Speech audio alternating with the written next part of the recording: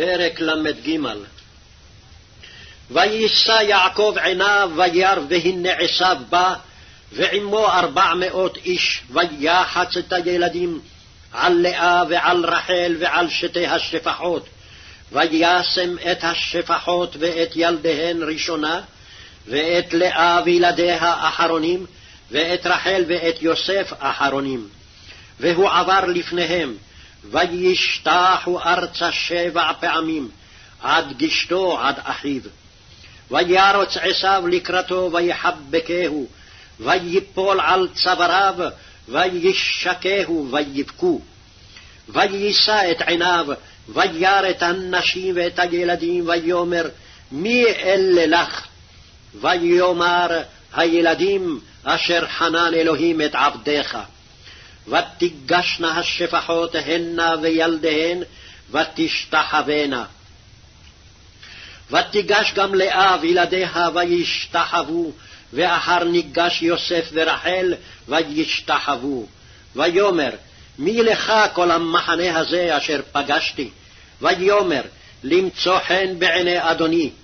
ויאמר עשיו, יש לי רב, אחי, יהי לך אשר לך. ויאמר יעקב, אל נא אם נא מצאתי חן בעיניך, ולקחת מנחתי מידי, כי על כן ראיתי פניך כראות פני אלוהים, ותרצני. קח נא את ברכתי אשר הובט לך, כי חנני אלוהים, וכי יש לי חול, ויפצר בו ויקח.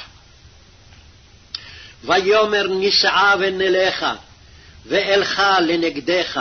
ויאמר אליו, אדוני יודע כי הילדים רכים, והצאן והבקר עלות עלי, ודפקום יום אחד ומתו כל הצאן.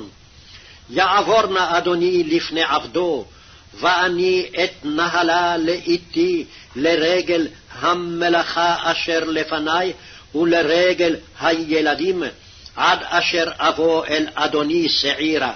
ויאמר עשיו, אציגה נא עמך מן העם אשר איתי. ויאמר, למה זה אמצא חן בעיני אדוני? וישוב ביום ההוא עשיו לדרכו שעירה, ויעקב נסע סוכותה, ויבן לו בית, ולמקנהו עשה סוכות, על כן קרא שם המקום סוכות. ויבוא יעקב שלם עיר שכם, אשר בארץ כנען, בבואו מפדן ארם, וייחן את פני העיר.